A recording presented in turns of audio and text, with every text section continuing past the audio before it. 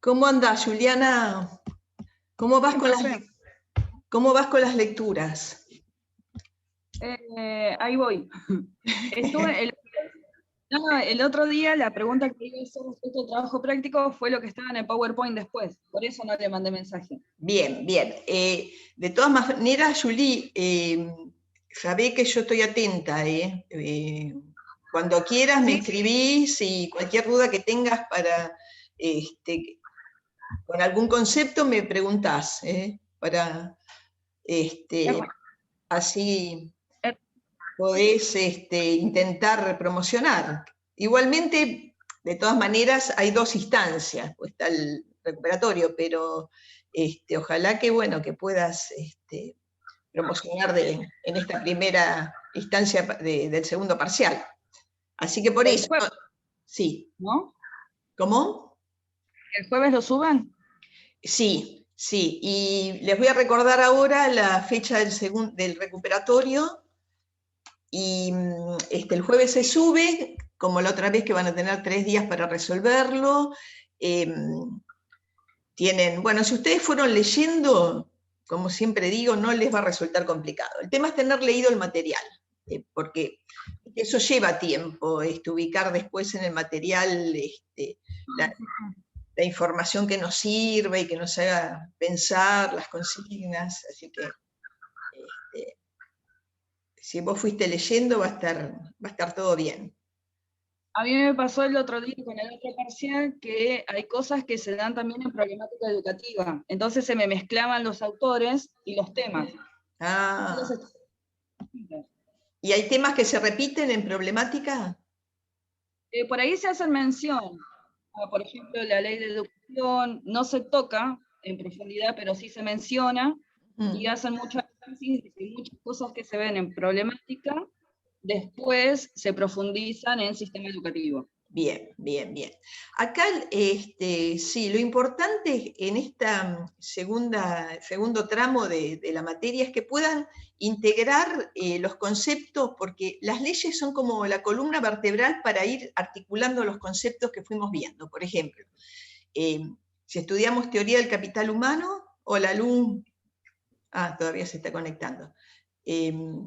Vamos a ver ahora, porque lo que vamos a trabajar son las leyes, la ley federal en comparación con la ley nacional, cómo van tomando esos conceptos que se van a plasmar de alguna manera en la ley. Entonces, si ustedes pueden comprender eso, cómo estos conceptos que fuimos trabajando se van articulando y se van viendo en la ley, ahí es como que les va a cerrar la materia.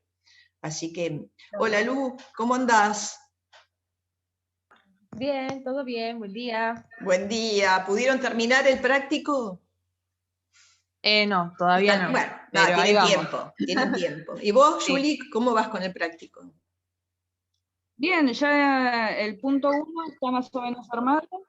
Me llevaba mucho tiempo el tema del cuadro, pero por eso te decía que justo el PowerPoint fue bastante aclarador, digamos, en cuanto a la parte, por ejemplo, de los organismos y de los antecedentes de las leyes, que si vos te metes en la página de la ley no está, no te dice el antecedente es tal cosa. Bien, así bueno, que nada. Me alegro que les haya servido y hoy, bueno, van a terminar de incorporar datos, porque justamente lo que vamos a trabajar en comparación la ley federal y la ley nacional. Esa es la idea de hoy.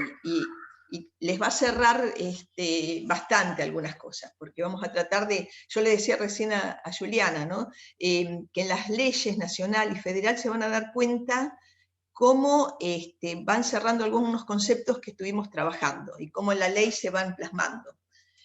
Esa es la idea de la importancia de estudiar las leyes, porque además responden a dos momentos históricos totalmente distintos, ¿no?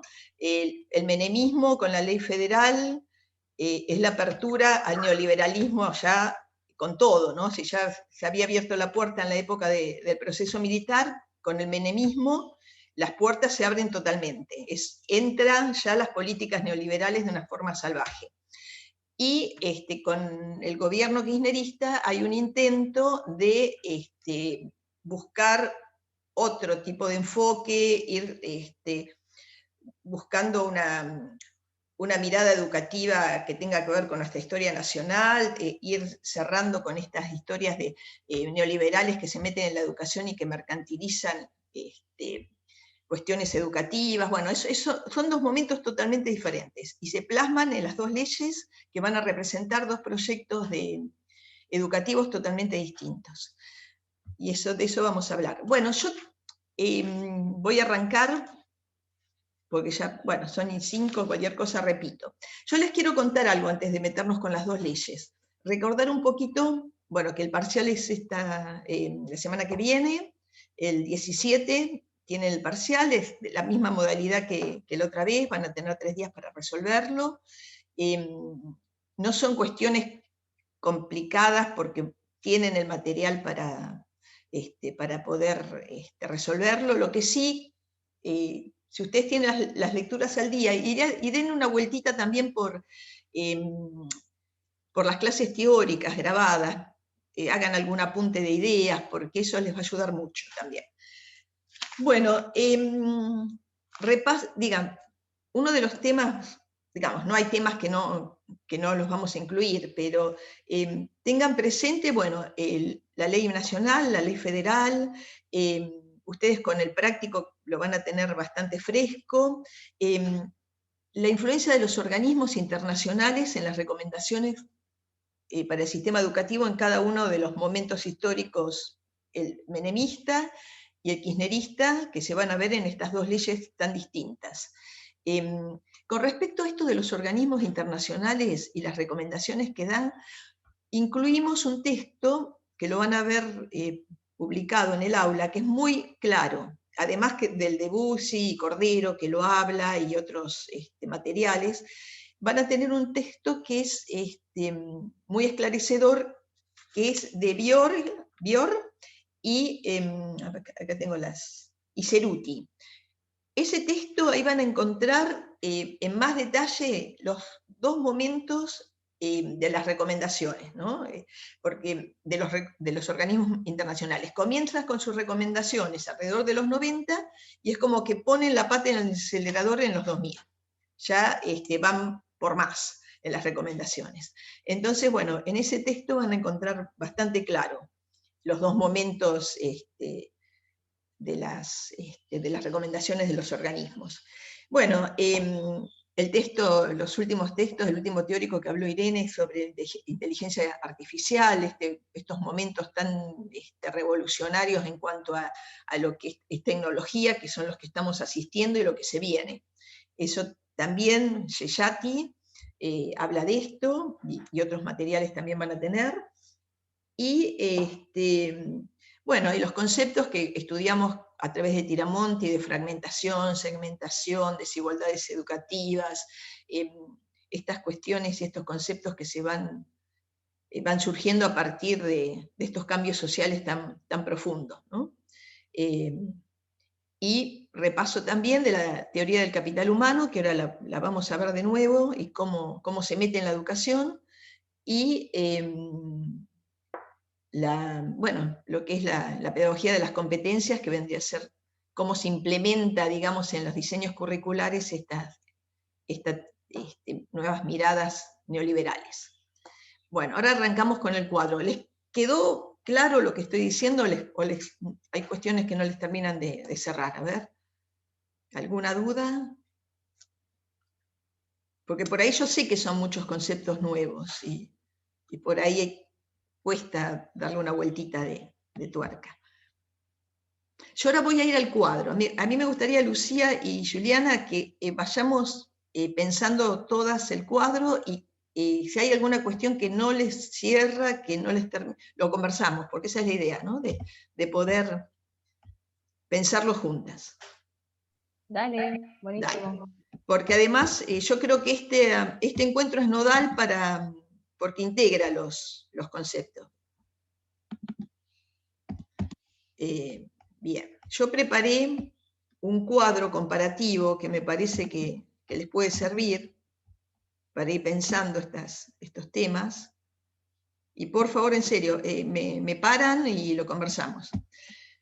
Bueno, la idea es comparar la Ley Federal de Educación que está sancionada en 1993 durante el mandato de Menem, y la Ley Nacional de Educación, que se sanciona en el 2006 durante el mandato de Kirchner. Vamos un poquito a pensar cuál es el contexto social y económico de estos dos gobiernos, ¿no? Cómo estaba el país, cómo estaba la sociedad.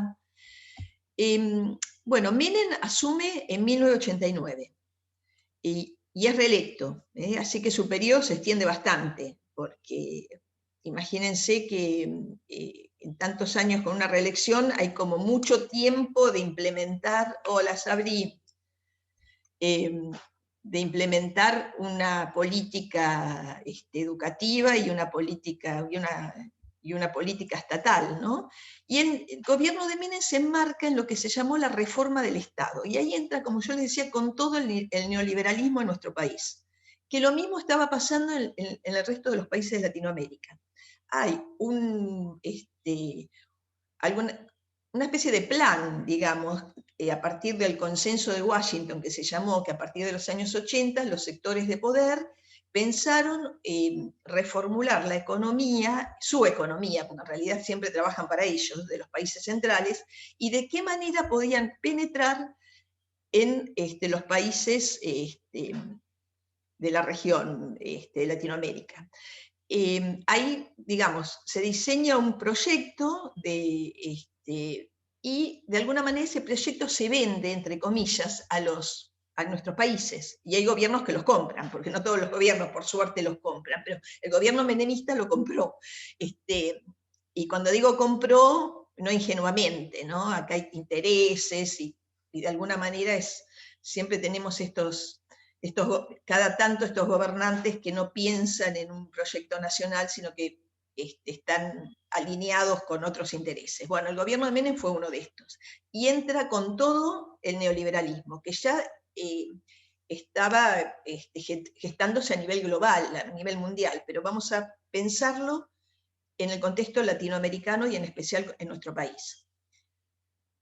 ¿Se acuerdan cuando hablábamos de todas estas cuestiones, ¿no? De lo que es el capitalismo, lo que es el neoliberalismo, y cómo a partir de los años 80 va cambiando desde un modelo donde el Estado era protector, se hacía cargo de los problemas sociales de los ciudadanos, a un modelo en el que el Estado empieza a retirarse de sus responsabilidades sociales y deja en banda, digamos, a la sociedad en pos de los mandatos del libre mercado. Digamos, esto de que la economía no tenía que ser proteccionista, sino que tenía que estar abierta al mundo.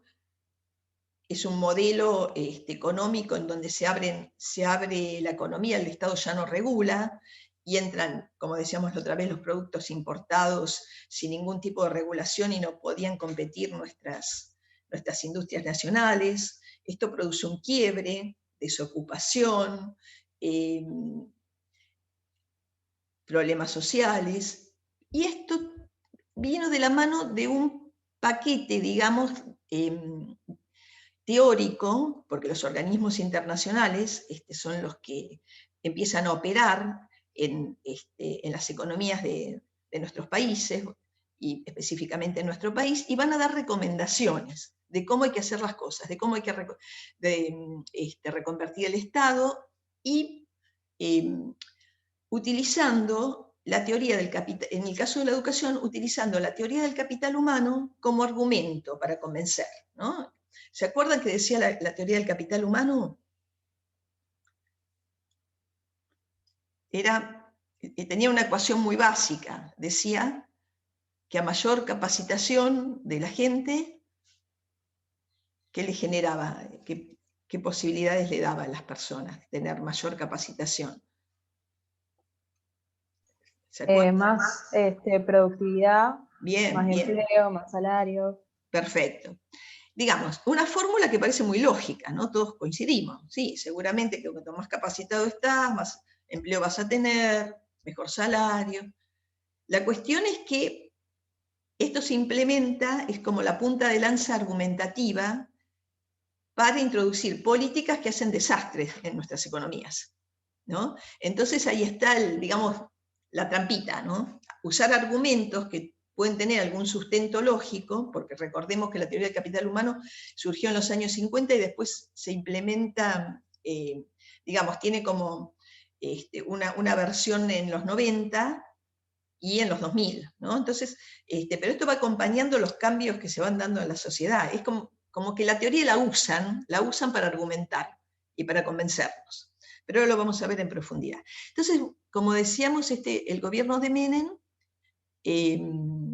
abre la economía, instala una política de corte neoliberal, y en educación esto tiene sus efectos, obviamente. Y hay tres leyes que se sancionan durante este gobierno, que es, digamos que las leyes son como instrumentos para poder operar, ¿no? Como si fuésemos un médico y tenemos que hacer reformas o curar o hacer un cambio, vamos a tener que operar, y se opera a través de leyes. Entonces, para poder llevar adelante las reformas que recomendaban los organismos internacionales, se necesitó dictar tres leyes, que una fue la ley de las transferencias de los servicios educativos. ¿Se acuerdan que esto es algo viejo en nuestra historia? Esto que es transferir los servicios que estaban a cargo de nación, esto sería la descentralización. ¿Descentralizar qué quiere decir? En algún momento de nuestra historia educativa, el gobierno nacional se ocupaba de los servicios educativos. Y luego empezó a haber un proceso de descentralización, es decir, de pasar esos servicios a las provincias, que cada provincia se haga cargo de su servicio educativo. Esa sería la descentralización. En el gobierno de Menem se profundiza este proceso de descentralización, y por recomendación de los organismos internacionales. ¿Y qué es lo que pasa? Se transfieren los servicios que estaban a cargo de la nación a las provincias.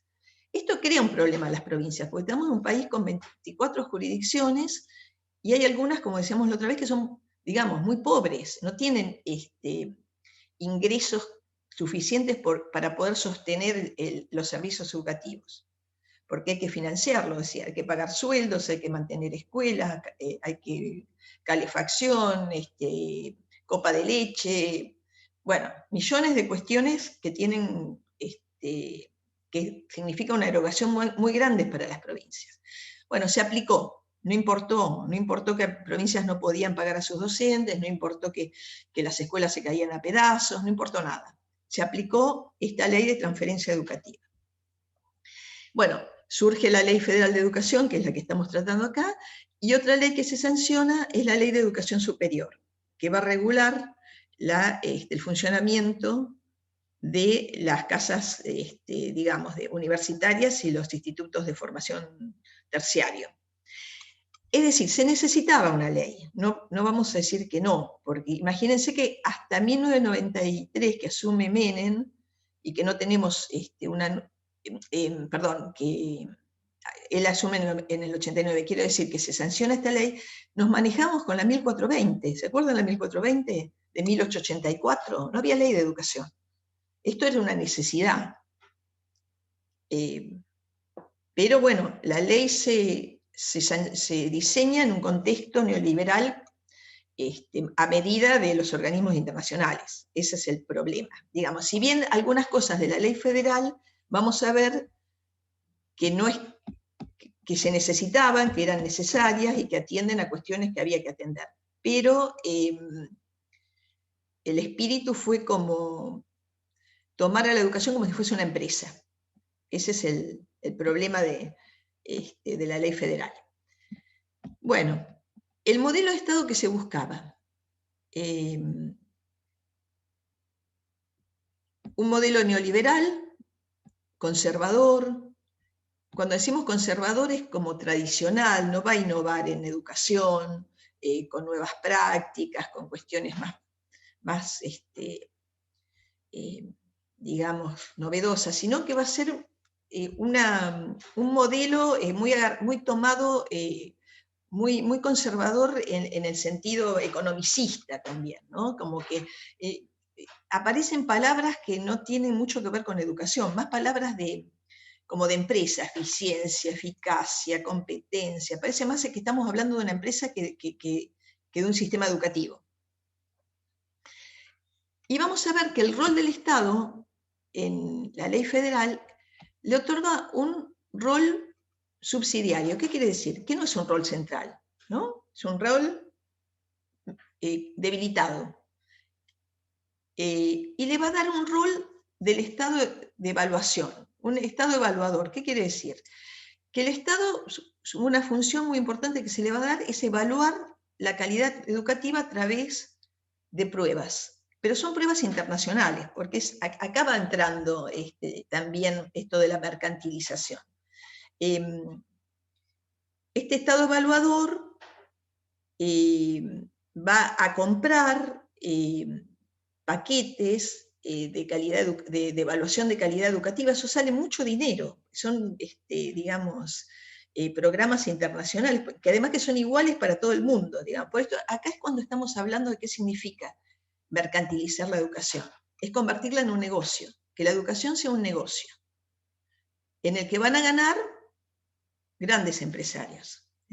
Entonces se le dio al Estado el rol de evaluar, para, digamos, como excusa de que ingresen estos paquetes que va a comprar el Estado, lo vamos a comprar todos nosotros, para que evalúe la calidad educativa y cómo están desempeñándose los alumnos y los docentes.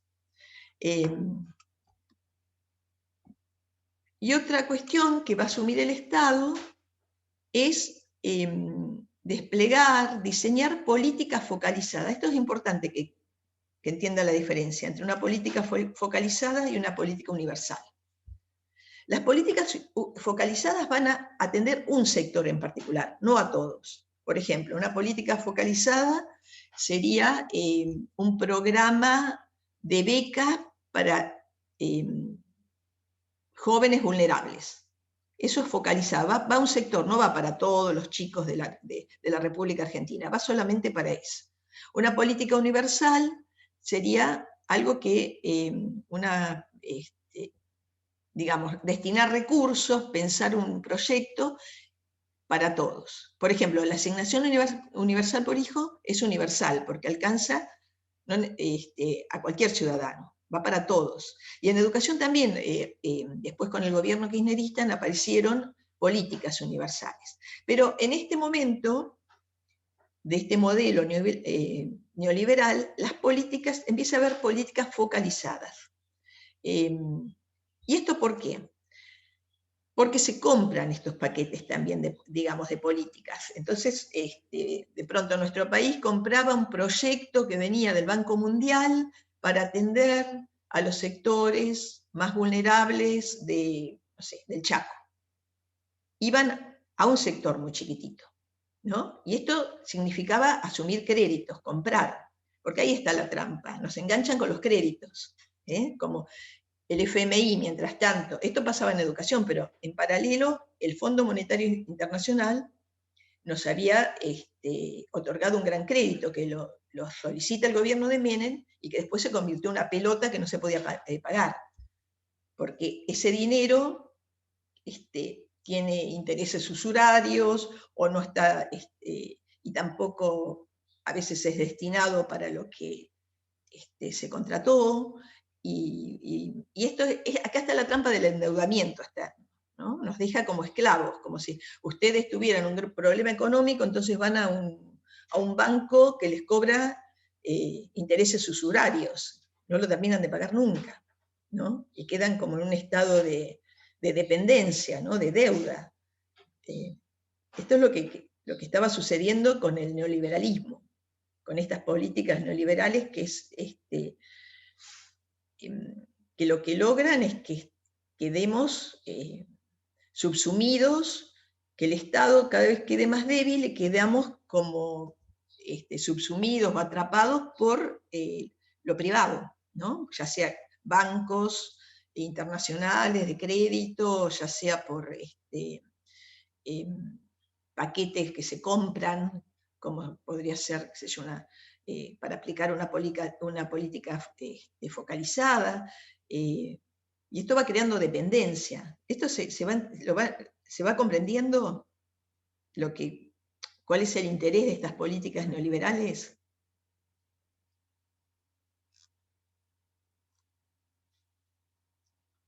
¿Cómo lo ven?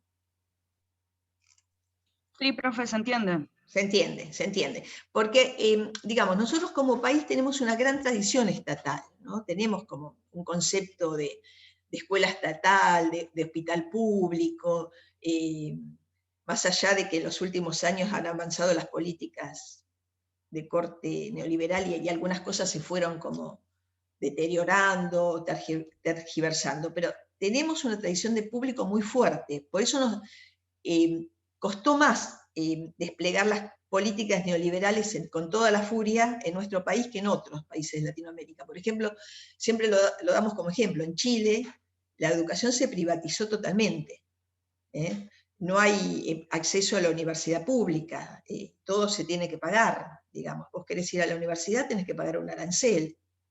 Esto es las recomendaciones de estos organismos internacionales para los países de Latinoamérica.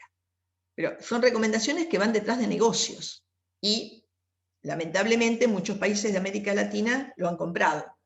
Nuestro país, yo le decía la otra vez, se pudo frenar bastante este tema en educación porque la tradición gremial es muy fuerte, digamos, había un gremio docente muy fuerte, ¿se acuerdan que hablamos de la Carpa Blanca? Que hubo una protesta muy firme del gremio docente, entonces no se pudo avanzar en su totalidad con este tipo de modelo, pero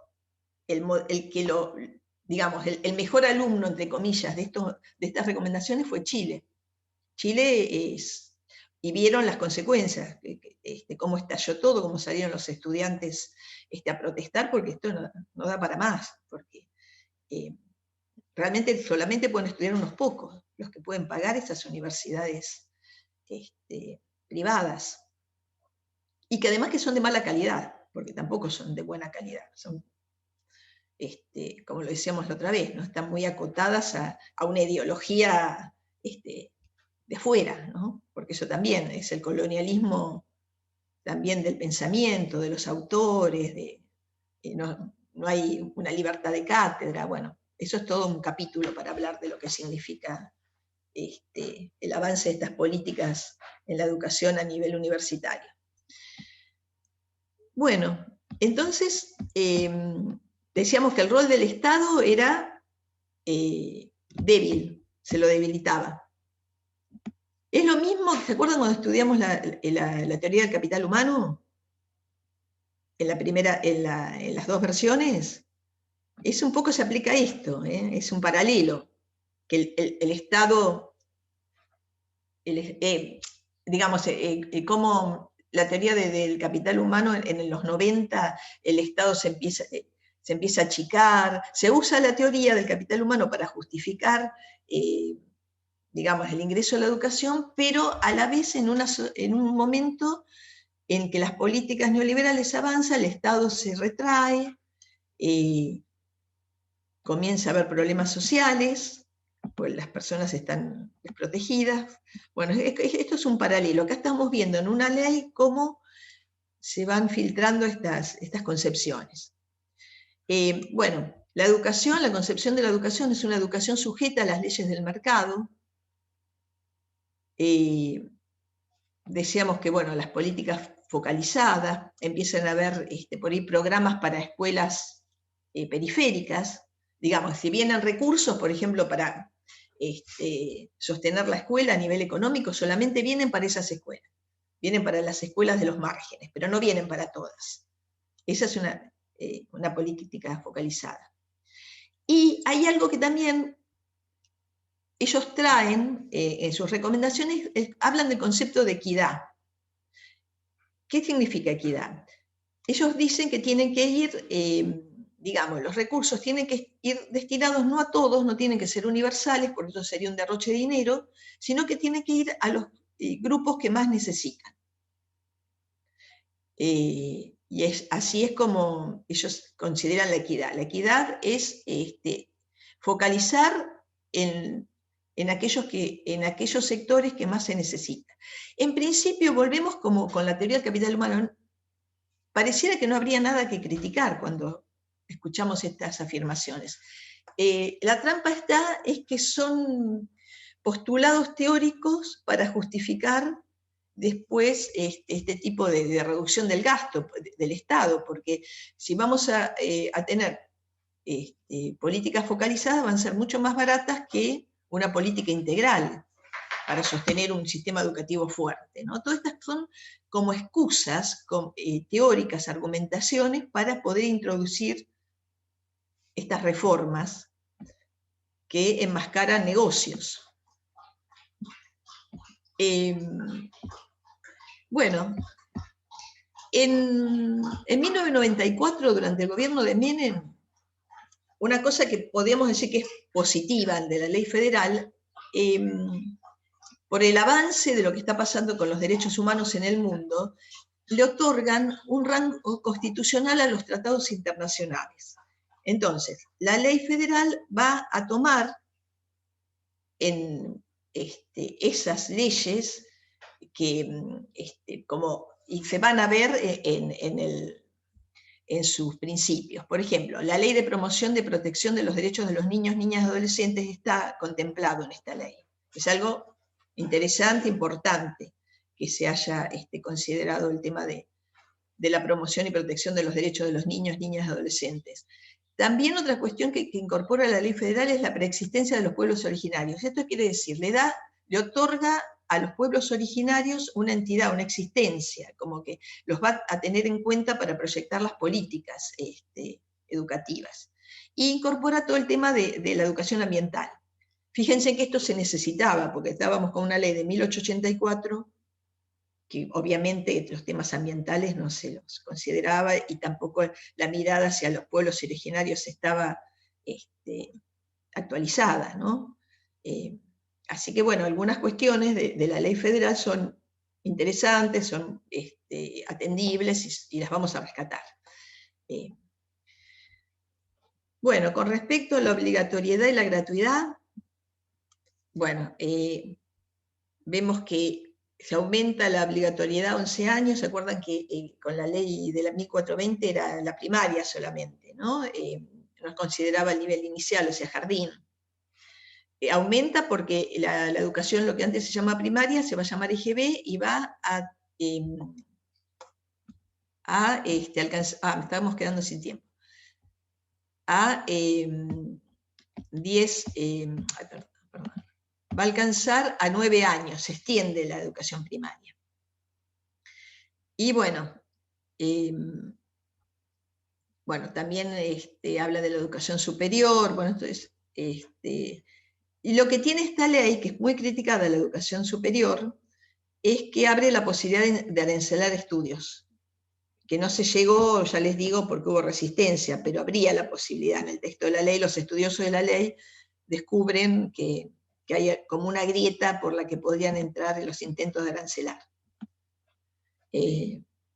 Bueno, ayer me preguntaba Lucía sobre los modelos de gestión.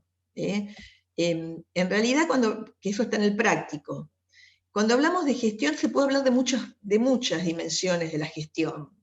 La gestión es cómo llevamos adelante digamos, la administración de la educación, ¿no? Pero fundamentalmente cuando hablamos de gestión vamos a hablar de que en la ley, en las leyes educativas nuestras determinan que las escuelas son estatales. ¿Qué quiere decir? Que el Estado es el que asume la gestión de todos los servicios educativos del país, pero algunos van a ser, digamos, no que asume la gestión, que están todos bajo la órbita del Estado, pero algunos van a ser de gestión pública y otros de gestión privada. ¿Esto se entiende? Es decir, el Estado no puede sacarse la responsabilidad de las escuelas privadas porque las tiene que regular, si no seríamos un Estado totalmente desmembrado. Pero contempla la posibilidad de que haya escuelas de gestión privadas, que serían las escuelas privadas que conocemos, que pueden ser religiosas o pueden ser, digamos, no confesionales. Y las escuelas públicas, bueno, que todos conocemos, las primarias, secundarias, de nivel inicial. O sea que cuando hablamos de gestión es pública o privada en nuestro país, ¿sí? Bien. Y con respecto al financiamiento, acá vemos que en este modelo de la ley federal hay un retiro del Estado. No se puede retirar del todo el Estado, porque si no, bueno, no.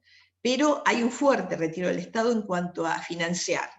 ¿Eso qué quiere decir? Que el presupuesto educativo se reduce.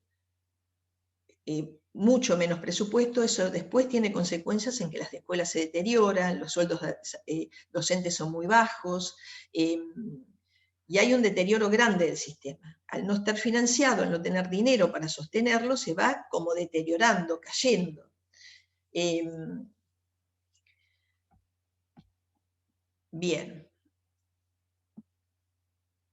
En cuanto a la estructura, bueno, eso no lo voy a comentar porque lo encuentran fácil en la ley, que es la cantidad de años que van a conformar cada nivel, el nivel inicial, la GB, bueno, está la reforma, vieron que en vez de secundaria se va al formato de polimodal de 3 años,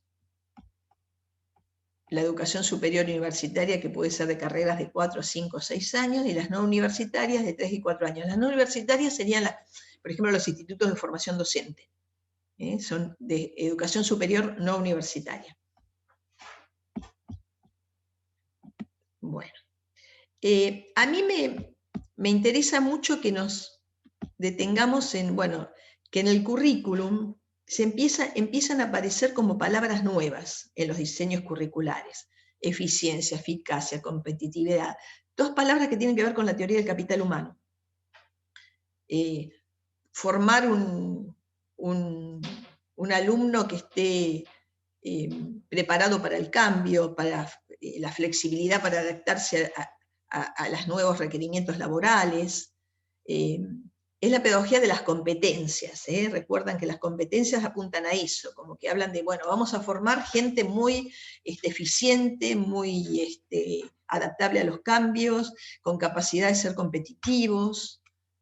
El tema es la pregunta que siempre nos hacemos, los que nos interesan los temas sociales, y qué pasa con los que no tienen, los que no pueden, los que quedan en el camino, ¿no? Pero parece que en este discurso neoliberal no se los ve, no se los mira, se los ignora.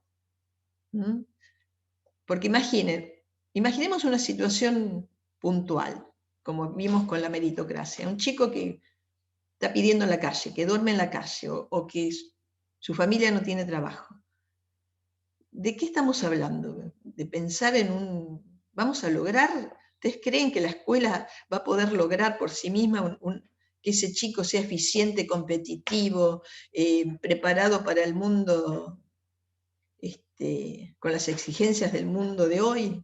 ¿Les parece que se puede llegar a lograr esa meta?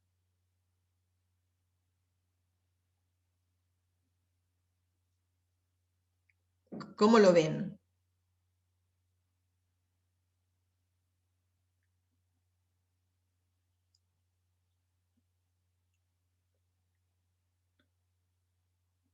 Pensemos en profe, disculpe, recién sí. llego, mandó un Bueno. mensaje, no sé si lo vio.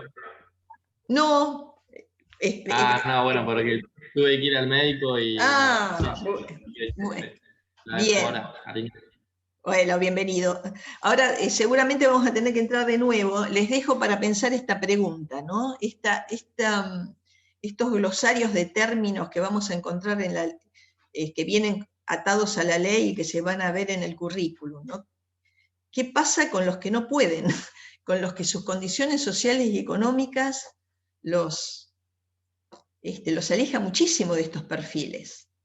Ni siquiera diría para un chico de clase media. Pareciera que esto parece muy lejano, no sé cómo lo ven ustedes.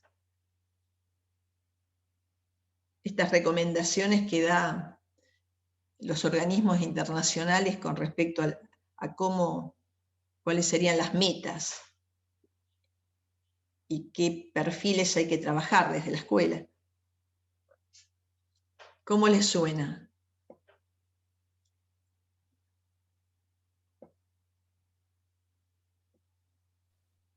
Yo creo que es como lo que hablábamos la clase pasada, profe. eso de la meritocracia y todo ese tema, Bien, que son personas que van a quedar obviamente al margen de todo lo que se propone si es que se llega a cumplir, ¿no?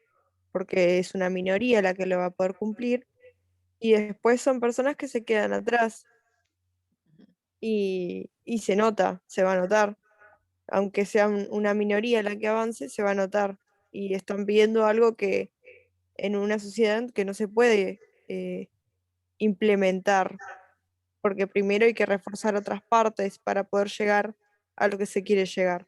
Si uno no refuerza primero, digamos, las cuatro patas de la mesa, se le viene la mesa abajo, digamos, como claro. una metáfora. Tal cual, es como, son discursos como de cartón, ¿no? Como para justificar la implementación de otras cuestiones que responden a otros intereses, no a un interés educativo, ¿no? Claro, es que si fuera un interés educativo, o sea, en general, se abarcarían a todos los sectores sociales y se fijaría una propuesta que incluya a todos y a todas, y, y para mejorar, para hacer una sociedad mucho más, no sé, rica en conocimientos, por así decirlo. Entonces, si uno se va muy por las nubes con las propuestas, eh, después eso es como que se va a notar, se va a notar mucho. Es más, creo que después en las propuestas que siguieron se fue notando que también cuesta mucho alcanzar lo que se pide, porque es como que se olvidan de que cierto sector quedó perjudicado con esto. Y avanzan, avanzan y quedan mucha gente atrás. Sí, la verdad que es perverso porque es una... cuanto más uno va leyendo estas cosas y más va entendiendo la intervención de los organismos internacionales en la vida de nuestras sociedades, uno se va indignando, ¿no? Porque es muy, muy perverso, ¿no? Porque por un lado te están dando recomendaciones, al mismo tiempo te están destruyendo, ¿no? Así que ahora vamos a ver en profundidad qué es lo que nos dijeron los organismos y los dos momentos